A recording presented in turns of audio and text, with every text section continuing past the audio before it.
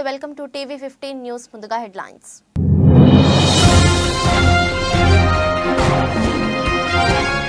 Finland border vadda Putin ku rahasya nivasam. Video release chesina journalist.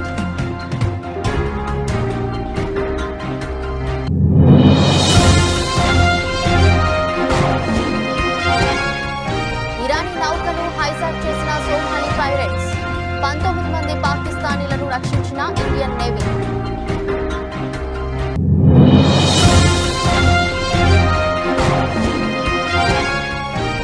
ఎన్నికలకు సిద్ధం పై YCP సన్నాహక సమావేశం. ఆ కీలక నేతలు గైర్హాజరు.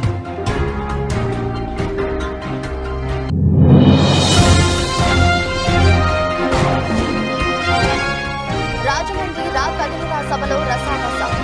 చంద్రబాబుకు తప్పిన ప్రమాదం.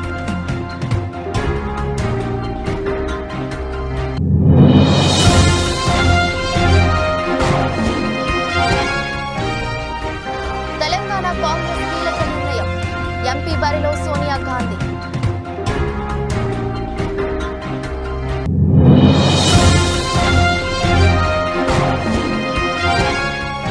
ఈ ప్రపంచంలో నా కథ ముగిసిందనుకున్నా, అదృష్టం కొద్దీ బతిక. కారు యాక్సిడెంట్ పై పంత్.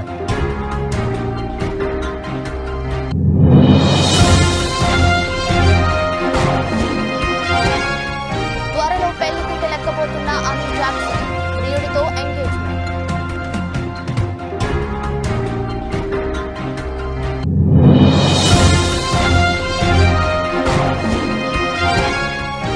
మనిషి మెదడులో చీప్ విజయవంతమైందన్న ఎలన్ మస్క్.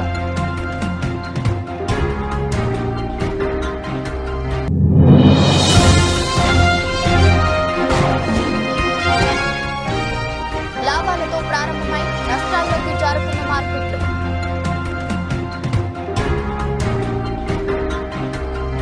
రష్యా అధ్యక్షుడు వ్లాదిమిర్ పుతిన్ ఫిన్లాండ్ బోర్డర్ వద్ద రహస్య నివాసం ఉన్నట్లు తెలుస్తోంది. డోసైర్ సెంటర్ ఇచ్చిన దర్యాప్తు నివేదిక ఆధారంగా ఈ విషయం బయటపడింది. మాస్కో టైమ్స్ దీనిపై ఓ కథనాన్ని ప్రచురించింది. కరేలియాలోని లేక్ లడోగా నేషనల్ పార్కులో పుతిన్ రహస్య స్థావరం ఉన్నట్లు భావిస్తున్నారు. ఆ నిగూఢ స్థావరానికి చెందిన వీడియో కూడా ఒకటి రిలీజ్ అయింది. పుతిన్ సీక్రెట్ కంట్రీ హౌస్ అని ఆ లగ్జరీ ఎస్టేట్ కు చెందిన వీడియోను యూట్యూబ్ లో పోస్ట్ చేశారు. మార్జలహతి బే వద్ద ఉన్న ఆ బిల్డింగ్ ను చాలా మోడర్న్ స్టైల్లో నిర్మించారు. ఆ ఇంటి వద్ద 2 హెలిప్యాడ్లు ఉన్నాయి. బోటింగ్ కోసం ఏర్పాట్లు కూడా చేశారు. బీఫ్ ప్రొడక్షన్ కోసం ఫార్మాను కూడా కట్టారు. ఇంటీరియర్ డెకరేషన్ కోసం అత్యంత ఖరీదైన రాళ్లను వాడినట్లు తెలుస్తుంది. పుతిన్ ఇంటి ముందు ఓ జలపాతం కూడా ఉన్నట్లు రిపోర్టర్లు పేర్కొన్నారు. యాంటీ ఎయిర్ క్రాఫ్ట్ సిస్టమ్ తో నిర్మించిన ఓ ప్రదేశం కూడా ఉంది. అధ్యక్షుడు పుతిన్ సేద తీరే స్థాయికి తెగినట్లు రహస్య ఇంటిని నిర్మించినట్లు అంచనా వేస్తున్నారు. ఇక ఇక్కడ సెక్యూరిటీ కోసం ఫెడరల్ గార్డ్ సర్వీస్ ను వాడుకున్నారు. సమీపంలో ఉన్న దీవులతో లింక్ ను తెంచేశారు. అన్ని ఎంట్రన్స్ లలో బ్లాక్ చేశారు. ఈ బిల్డింగ్ వద్ద రావాలంటే కేవలం బోటు లేదా విమానంలో మాత్రమే వీలు అవుతుంది. Самое подробное видео из всех когда-либо сделанных в резиденциях Владимира Путина. Владимир Путин обожает русский север. Его не смущает даже соседство с недружественной Финляндией, до границы с которой всего 30 километров. Это Карелия, залив Марья-Лахти. Местные жители говорят, что Путин бывает здесь как минимум раз в год. Сначала посещает Валаамский монастырь, а затем направляется сюда, в резиденцию, которую ему больше 10 лет назад начали строить его друзья. భారతీయ నౌకాదళం 2 రోజుల్లోనే మరో భారీ ఆపరేషన్ చేపట్టింది. కొచ్చికి సుమారు 800 మైళ్ల దూరంలో పైరట్స్ ఆధీనంలో ఉన్న ఇరానీ నౌకను రక్షించింది. యుద్ధ నౌక ఐఎన్ఎస్ సుమిత్ర ఆ రెస్క్యూ ఆపరేషన్ నిర్వహించింది. హైజాక్ అయిన ఆ నౌకలో 19 మంది పాకిస్తానీ నావికులు ఉన్నారు. వారందరినీ రక్షించినట్లు ఇండియన్ నేవీ ప్రకటించింది. ఈ రెస్క్యూ ఆపరేషన్ లో ఇండియన్ నేవీకి చెందిన మెరైన్ కమాండోలు పాల్గొన్నారు. హిందూ మహాసముద్రం ప్రాంతంలో భారతీయ యుద్ధ నౌకలు ఎప్పుడూ అలర్ట్ గా ఉంటాయన్నారు రక్షణ అధికారులు తెలిపారు.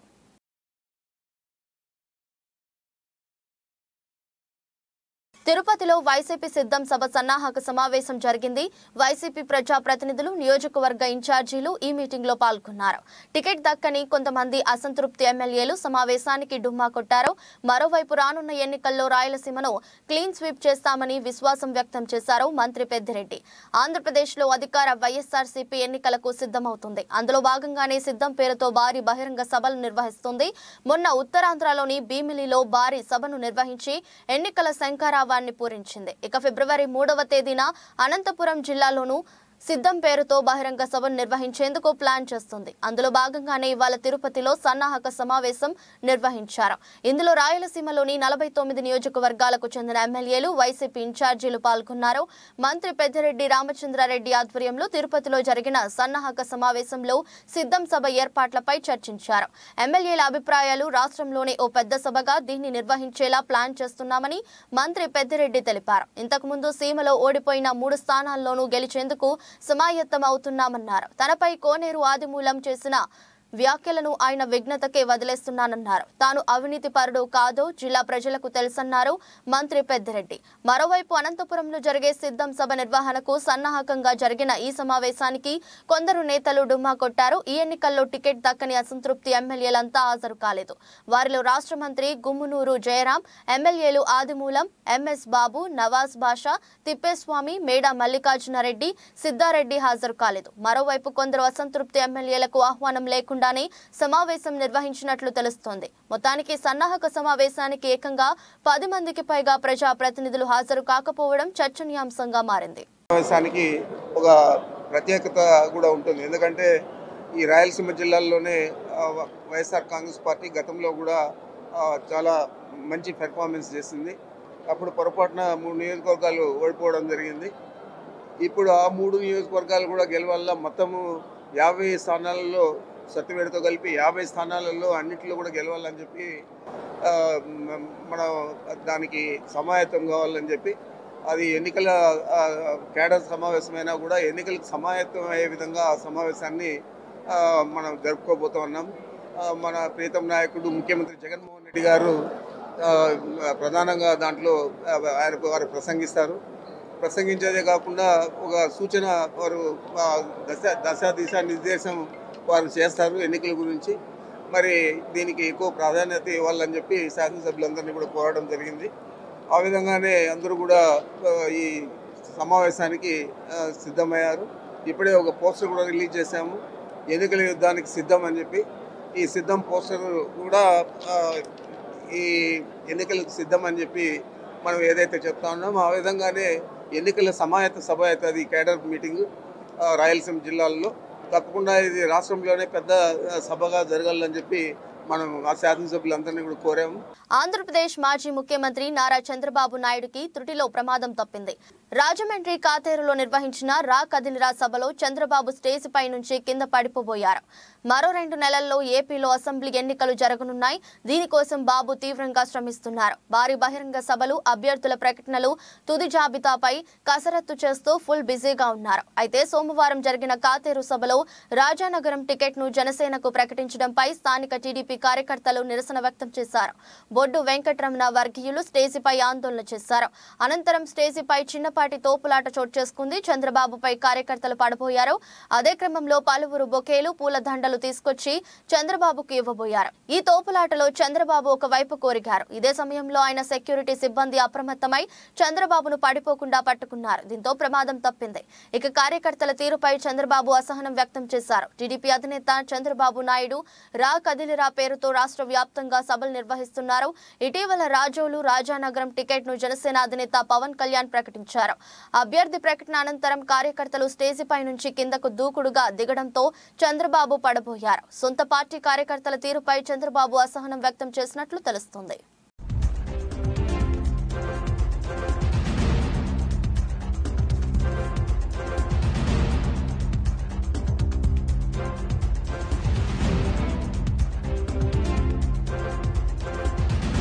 రాజ్యసభ ఎన్నికల షెడ్యూల్ విడుదలైన వేళ కాంగ్రెస్ కీలక నిర్ణయాలు తీసుకోవాలని భావిస్తుంది. తెలంగాణ నుంచి సోనియా గాంధీకి రాజ్యసభ సీటు ప్రపోజల్ పెట్టబోతుంది. లోక్సభ ఎన్నికల్లో పోటీ చేసేందుకు సోనియా విముఖత చూపిస్తే రాజ్యసభ సీటు ఇవ్వాలని భావిస్తున్నారు. ప్రస్తుతం తెలంగాణలో ఖాళీ కాబోతున్న 3 రాజ్యసభ స్థానాల్లో కాంగ్రెస్ కు 2, బీఆర్ఎస్ కు 1 స్థానం వచ్చే అవకాశం ఉంది. కాంగ్రెస్ కు వచ్చే 2 స్థానాల్లో ఏఐసీసీకి 1, రాష్ట్ర నేతలకు మరో స్థానం ఇచ్చే అవకాశం ఉంది. ఏఐసీసీ కోటాలో సోనియా గాంధీకి తెలంగాణ నుంచి రాజ్యసభ సీటు ఇవ్వాలని భావిస్తున్నారు. 2వ సీటు కోసం భారీగా ఆశావహులు ప్రయత్నిస్తున్నారు. చిన్నారెడ్డి, రేణుకా చౌదరి, వంశీచందర్ రెడ్డి పేర్లు రేసులో ఉన్నాయి. తెలంగాణ ఇచ్చిన సోనియా గాంధీకి ప్రత్యేక గుర్తింపు ఇవ్వాలనే యోచనలో కాంగ్రెస్ ఉంది. తెలంగాణలో 3 రాజ్యసభ స్థానాలు ఖాళీ కానున్నాయి. ఏప్రిల్ నెలాఖరులోపు వీటిని భర్తీ చేయాల్సి ఉంటుంది. ఫిబ్రవరి 27న రాజ్యసభ ఎన్నికలు జరగనున్నాయి. అదే రోజున ఫలితాలు వెల్లడిస్తారు. రాజ్యసభ ఎన్నికలకు సంబంధించి అభ్యర్థుల పేర్లపై కాంగ్రెస్ లో తీవ్ర ఉత్కంఠ నెలకొంది. తెలంగాణ ఇచ్చిన సోనియా గాంధీని తెలంగాణ దేవతలాగా కాంగ్రెస్ పార్టీ భావిస్తుంది. ఈ క్రమంలో ఖచ్చితంగా తెలంగాణ నుంచి సోనియా గాంధీకి ప్రాతినిధ్యం ఇవ్వాలని కాంగ్రెస్ నేతలు భావిస్తున్నారు. అందులో భాగంగానే ఖమ్మం లోక్సభ స్థానం నుంచి పోటీ చేయించాలని ఇప్పటికే పొలిటికల్ అఫైర్స్ కమిటీలో కూడా ఏకగ్రీవ తీర్మానం చేశారు. అయితే ఆరోగ్య పరిస్థితుల కారణంగా ఒకవేళ ప్రత్యక్ష ఎన్నికల్లో పోటీ చేయలేకపోతే కనుక ఖచ్చితంగా రాజ్యసభ ఎన్నికల్లో సోనియా గాంధీ పేరును తెలంగాణ నుంచి ప్రతిపాదించాలని కాంగ్రెస్ నేతలు భావిస్తున్నారు. आज हालात ये हैं कि ये खुलेआम धमकी देते हैं, कहते हैं कि अगर ये जीत नहीं होते तो कर्नाटका को मोदी जी का आशीर्वाद नहीं मिलेगा। कहते हैं कि भाजपा हार गई तो यहाँ बहुत झगड़ा हो जाएंगे। मैं आपकी तरफ से इनसे कहना चाहती हूँ कि कर्नाटका के लोगों को इतना बेबस और लाचार मत समझे।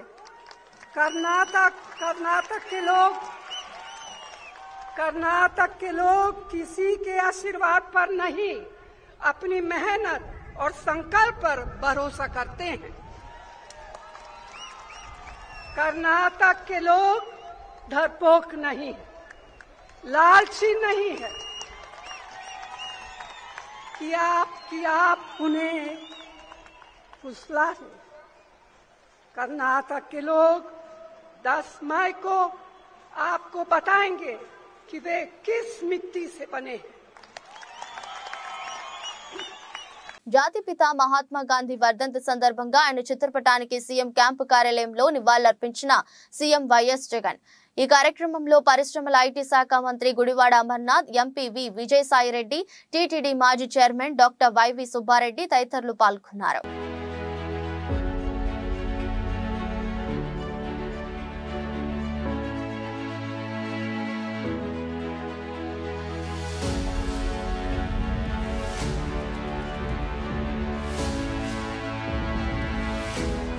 తెలంగాణ ముఖ్యమంత్రి రేవంత్ రెడ్డిని మర్యాదపూర్వకంగా కలిసిన ప్రజాశాంతి పార్టీ అధ్యక్షుడు KA Paul. I am here sitting with the Honorable Chief Minister of Telangana State, capital city Hyderabad.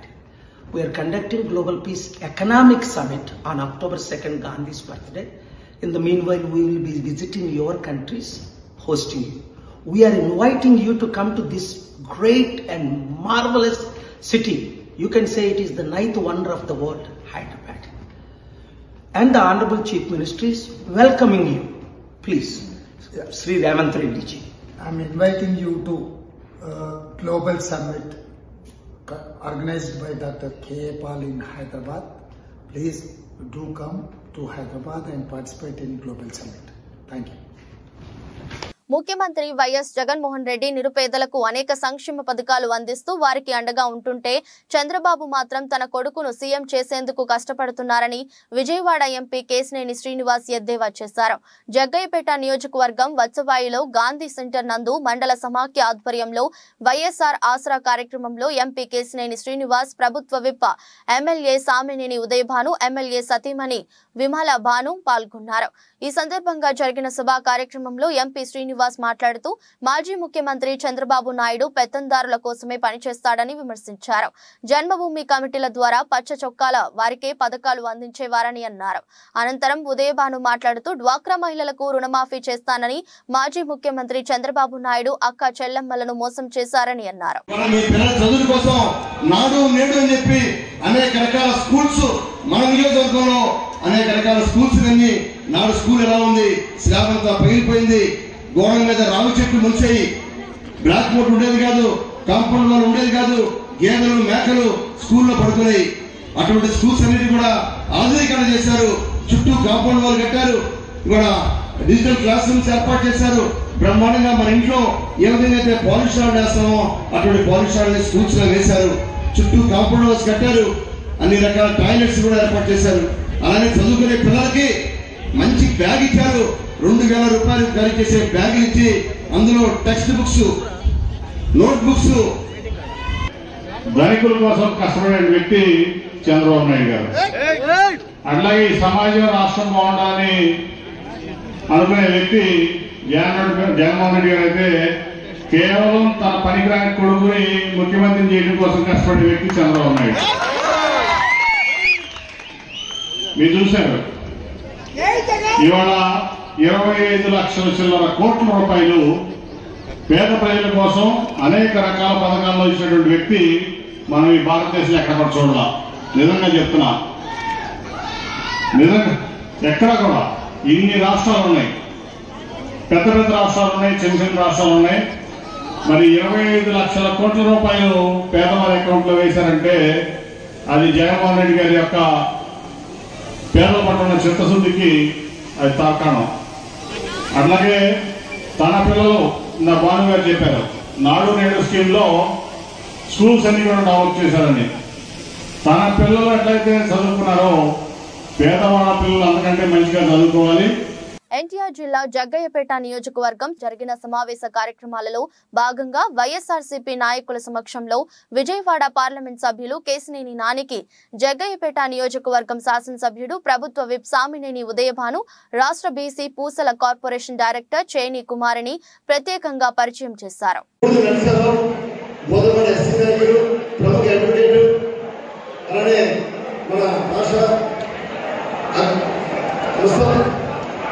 మస్తారం add director, అలానే పూసల సంఘం డైరెక్టర్ ఉన్న కుమారి గారు, అలానే రాజ్యలక్ష్మి గారు మహిళా పార్టీ అధ్యక్షులు జగ్గయ్యపేట టౌన్, అలానే శ్రీరామ్ నాయక్ గారు జగ్గయ్యపేట మండల మాజీ జడ్పీటీసీ అధ్యక్షులు, ఇంకా వేదిక నాయకులు నాయకులు దయచేసి మైక్ పంపిస్తారు. నాని గారి గురించి మీ అందరికీ తెలుసు, మనకి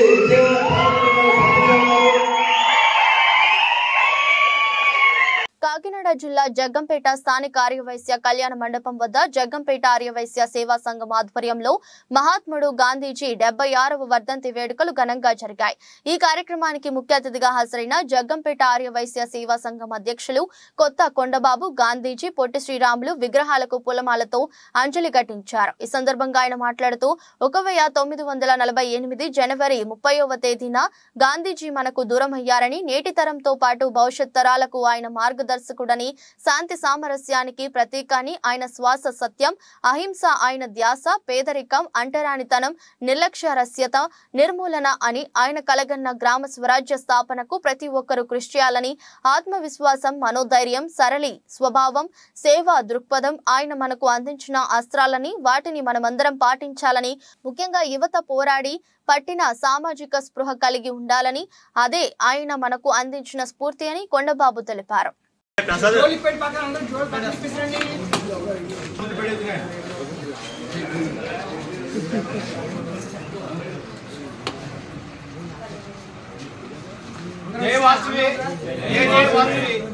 ఈ రోజు జాతి పిత మహాత్మా గాంధీ వర్ధంతి సందర్భంగా విచ్చేసిన ఆర్యవైశ్య సభ్యులందరూ కూడా ముందుగా నా హృదయపూర్వక నమస్కారాలు. అలాగే సోదరిమణులు అందరూ కూడా హృదయపూర్వక నమస్కారాలు. గాంధీ గారు శాంతియుతంగా మరి సత్యాగ్రహంగా ఆయన ఎంతో ఒప్పుడిగా నీటిగా జాగ్రత్తగా మనకి స్వాతంత్రం తీసుకొచ్చిన మహానుభావుడు, మన కులవస్తులు జాతి పిత మహాత్మా గాంధీ గారికి మన అందరూ కూడా ఒక 2 నిమిషాలు ఆయనకి మౌనం పాటించాల్సిన కూర్చోను. టైం చూడండి. Team India wicket keeper Rishabh Pant పునరాగమనానికి సిద్ధమవుతున్నాడు. ఈ డాషింగ్ బ్యాటర్ IPL 17వ సీజన్లో ఢిల్లీ క్యాపిటల్స్ కెప్టెన్ గా రీ ఎంట్రీ ఇవ్వనున్నాడు. అయితే కెరీర్ లో రాకెట్ల దూసుకెళ్తున్న సమయంలో కారు యాక్సిడెంట్ అతడి జీవితాన్ని ఒక్కసారిగా తలకిందులు చేసింది. ఎంతో ఇష్టమైన ఆటకు తనను దూరం చేసిన 2 ఏళ్ల క్రితం నాటి కారు యాక్సిడెంట్ ను పంత్ తాజాగా గుర్తు చేసుకున్నాడు. స్టార్ స్పోర్ట్స్ ఛానల్ విడుదల చేసిన ఒక ప్రోమో వీడియోలో మాట్లాడిన పంత్, ప్రపంచంలో నా కథ ముగిసిందని జీవితంలో మొదటిసారి అనిపించింది. కానీ నేను అదృష్టవంతుణ్ణి. ఎంతో పెద్ద ప్రమాదం అది. నేను బతికాను. ఏదో ఒక శక్తి నన్ను కాపాడింది. నేను కోలుకునేందుకు 16-18 నెలలు పడుతుందని డాక్టర్లు చెప్పారు. రెండో జీవితం లభించినందుకు లక్కీగా ఫీల్ అవుతున్నా అని వెల్లడించారు. కొత్త సంవత్సరం వేడుకల్లో పాల్గొనేందుకు పంత్ 2022 డిసెంబర్ 31న కారులో ఇంటికి బయలుదేరాడు. ఢిల్లీ డెహ్రాడూన్ రహదారిపై వెళ్తున్న అతడి మెర్సిడీస్ కారు రూర్కీ సమీపంలోని హమ్మద్పూర్ గల్ వద్ద యాక్సిడెంట్ కు గురైంది. వేగంగా వెళ్తున్న అతడి కారు రైలింగ్ కు ఢీకొని అమాంతం బోల్తా పడింది. క్షణాల్లో మంటలు చెలరేగాయి. కారులోనే చిక్కుకుపోయిన పంత్కు నుదురు, కాలికి కాలిన గాయాలయ్యాయి. కారులోంచి మంటలు రావడం గమనించిన కొందరు అద్దాలు పగలకొట్టి పంత్ను కాపాడారు. అంబులెన్స్ లో అతడిని డెహ్రాడూన్లోని ప్రైవేట్ ఆసుపత్రికి తరలించారు. అనంతరం ముంబైలోని కోకిలా బెన్ ఆసుపత్రిలో పంత్ మోకాలి సర్జరీ చేయించుకున్నారు. అక్కడి నుంచి బెంగళూరులోని నేషనల్ క్రికెట్ అకాడమీకి వెళ్లిన పంత్ ఫిట్నెస్ పై దృష్టి పెట్టాడు. కష్టమైన వ్యాయామాలు చేసి తక్కువ సమయంలోనే ఫిట్ గా అయ్యాడు. ప్రస్తుతం బ్యాటింగ్ ప్రాక్టీస్ తోనే బిజీగా ఉన్న పంత్ IPL 17వ సీజన్ కోసం ఎదురు చూస్తున్నాడు. फर्स्ट टाइम ऐसा था लाइफ में हो गया अब टाइम इस वर्ल्ड में कितना बड़ा हो सकता था ये चीज़ आपको भी नहीं पता. इतना एक्सीडेंट होने के बाद I was alive. Something has saved me. Doctor ने बोला यार 16 to 18 months लगेंगे. బాలీవుడ్ బ్యూటీ ఆమీ జాక్సన్ గురించి తెలుగు ప్రేక్షకులు ప్రత్యేక పరిచయం అక్కర్లేదు. రామ్ చరణ్ హీరోగా నటించిన ఎవడు చిత్రంతో పాటు రోబో 2.0 చిత్రంతో మంచి గుర్తింపు తెచ్చుకుంది. అయితే ప్రస్తుతం తెలుగు సినిమాల్లో కనిపించడం లేదు. తాజాగా ఈ అమ్మడు పెళ్లిపీటలెక్కేందుకు సిద్ధమైంది. ప్రియుడు హాలీవుడ్ నటుడు ఎడ్ వెస్ట్విక్ తో ఆమీ జాక్సన్ ఎంగేజ్మెంట్ జరిగింది. ఆమీ జాక్సన్ గతంలో జార్జ్ పనయోటే అనే బిజినెస్ మ్యాన్ తో ప్రేమానయం సాగించింది.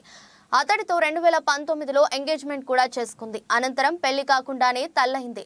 అయితే వీరి ప్రేమ ఎక్కువ కాలం నిలవలేదు. పెళ్లి పీటలు కూడా ఎక్కకుండానే వీరి బంధానికి ముగింపు పడింది. 2022లో పయోనిట్తో తన బంధం ముగిసినట్లు ఆమీ జాక్సన్ ప్రకటించింది.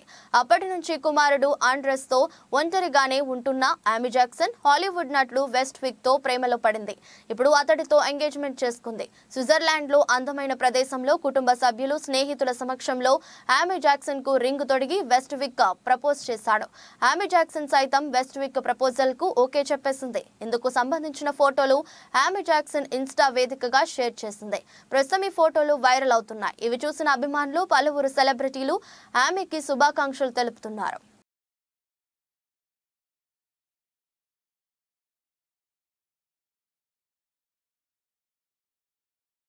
ఎలక్ట్రిక్ కార్ల తయారీ సంస్థ టెస్లా CEO ఎలన్ మస్క్ సారథ్యంలోని స్టార్టప్ కంపెనీ న్యూరాలింక్ సోమవారం మనిషి మెదడులో విజయవంతంగా చిప్ ఇన్స్టంట్ చేసింది. మానవుడికి మెదడుకు కంప్యూటర్కు మధ్య నేరుగా సంబంధాలు మెరుగుపరిచే లక్ష్యంతో ఎలన్ మస్క్ కో-ఫౌండర్ గా న్యూరో టెక్నాలజీ సంస్థ 2016లో ఏర్పాటైంది. మానవుడి శక్తి సామర్థ్యాలను బలోపేతం చేయడంతో పాటు పార్కిన్సన్ వంటి వ్యాధులను నివారించడమే లక్ష్యమే ఇది. దీంతో పాటు మానవుడికి ఆర్టిఫిషియల్ ఇంటెలిజెన్స్ మధ్య సాంకేతాత్మక సంబంధం బలోపేతం చేయడానికి మానవుడి మెదడులో అమర్చే చిప్ ఉపకరిస్తుంది. నిన్న మనిషి మెదడులో చిప్ అమర్చాం. ఆ రోగి క్రమంగా కోలుకుంటున్నాడు అని ఎలన్ మస్క్ తన ఎక్స్ ఖాతాలో పోస్ట్ చేశారు. దీని ప్రారంభ ఫలితాల్లో న్యూరాన్ స్పైక్ డిటెక్షన్ ను గుర్తించినట్లు తెలిపాడు.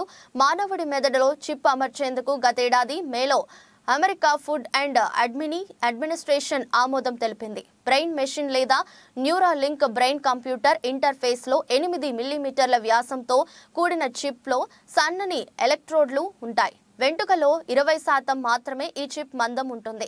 పుర్రెలో కొంత భాగం తొలగించి దీన్ని అమరుస్తారు.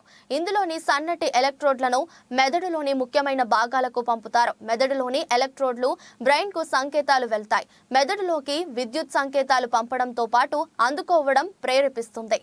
ఈ విద్యుత్ సంకేతాలను కంప్యూటర్లకు విశ్లేషించే ఆల్గోరిథంలుగా మారుస్తుంది.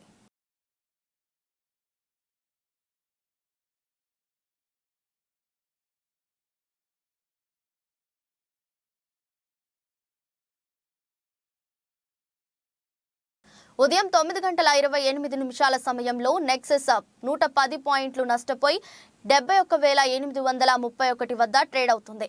నిఫ్టీ 24 పాయింట్లు కుంగి 21,712 దగ్గర కొనసాగుతుంది. అంతర్జాతీయ మార్కెట్లలోని సానుకూల సంకేతాల మధ్య దేశీయ స్టాక్ మార్కెట్ సూచీలు మంగళవారం లాభాలతో ప్రారంభమయ్యాయి. కానీ అమ్మకాల సెగతో కాసేపటికే నష్టాల్లోకి జారుకున్నాయి. ఉదయం 9:28 సమయంలో నెక్సెస్ 110 పాయింట్లు నష్టపోయి 71,831 వద్ద ట్రేడ్ అవుతుంది. నిఫ్టీ 24 పాయింట్లు కుంగి 21,712 దగ్గర కొనసాగుతుంది. డాలర్తో పోలిస్తే రూపాయి మారకం విలువ 83.13 వద్ద ప్రారంభమైంది. సెన్సెక్స్ 30 సూచీలో భారతీయ Airtel, Wipro, Tata Motors, Infosys, TCS, JSW Steel, Tech Mahindra, HUL, Tata Steel, HCL Tech షేర్లు లాభాల్లో ఉన్నాయి. Bajaj Finance, Bajaj Finserv, NTPC, UltraTech Cements, Power Grid, Reliance, Titan, Kotak Mahindra Bank, ITC, LNT షేర్లు నష్టాల్లో కొనసాగుతున్నాయి. అమెరికా మార్కెట్లు సోమవారం లాభాలతో ముగిశాయి. నేడు ఆసియా పసిఫిక్ ప్రధాన సూచీలు సానుకూలంగా ట్రేడ్ అవుతున్నాయి. అంతర్జాతీయ మార్కెట్లో బ్యాలర్ బ్రెంట్ చమురు ధర గత 24 గంటల్లో 0.15% పెరిగి $82.52 వద్ద ట్రేడ్ అవుతుంది. విదేశీ సంస్థాగత మదుపరులు సోమవారం 110 కోట్ల విలువ చేసే షేర్లను కొనుగోలు చేశారు. దేశీయ సంస్థాగత మదుపరులు సైతం 3,221.34 కోట్ల విలువ చేసే షేర్లను కొన్నారు. ఈరోజు doctor Reddy's, Bajaj Finserv, LNT, Adani Total Gas, Suven Life Sciences, NDTV త్రైమాసిక ఫలితాలు ప్రకటించనున్నాయి. ఈ నేపథ్యంలో ఆయా కంపెనీల స్టాక్స్ పై మదుపరులు దృష్టి సారించవచ్చు.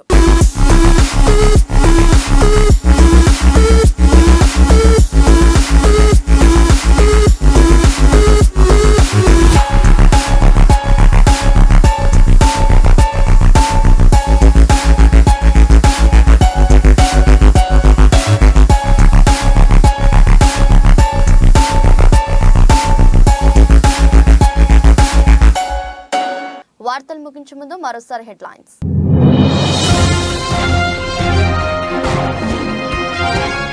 ఫిన్లాండ్ బోర్డర్ వద్ద పుతిన్ కు రహస్య నివాసం, వీడియో రిలీజ్ చేసిన జర్నలిస్ట్.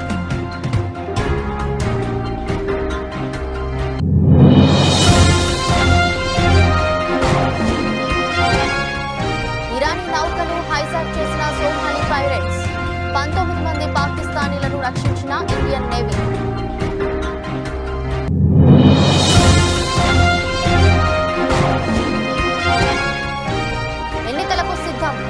వైసీపీ సన్నాహక సమావేశం, ఆ కీలక నేతలు గైర్హాజరు.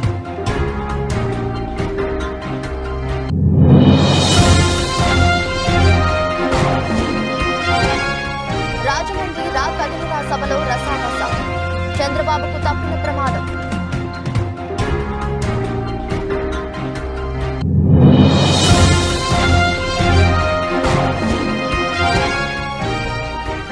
తెలంగాణ కాంగ్రెస్ కీలక నిర్ణయం, ఎంపీ బరిలో సోనియా గాంధీ.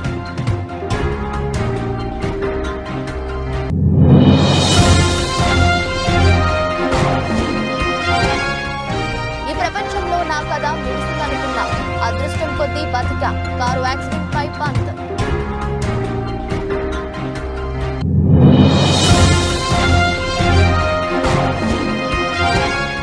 త్వరలో పెళ్లిపీట లెక్కబోతున్న అమీర్ జాక్సన్, ప్రియుడితో ఎంగేజ్మెంట్.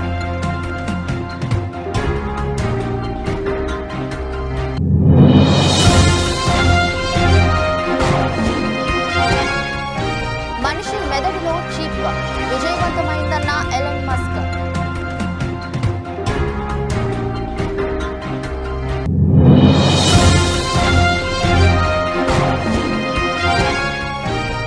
లాభాలతో ప్రారంభమై నష్టాల్లోకి జారుతున్న మార్కెట్లు.